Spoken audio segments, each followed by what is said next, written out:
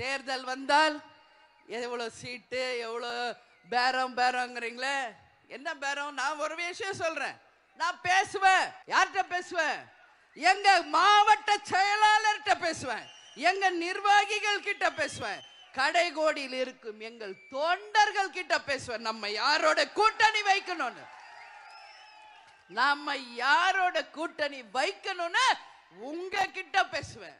நீங்க யார் விரல் காட்டுறீங்களோ அவங்களோட தான் கூட்டணி என்பதை இந்த நேரத்தில் உறுதியாக சொல்ல நான் கடமைப்பட்டிருக்கிறேன்.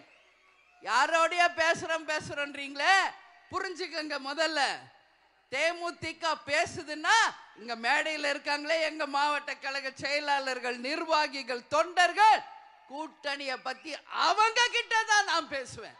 வேற யாருகிட்டயும் அவங்க ஒப்புதல் இல்லாம இன்னைக்கு இல்ல என்னைக்குமே உங்க அண்ணி உங்கள் அம்மாவா இருந்து நான் சொல்றேன், பேச மாட்டேன்.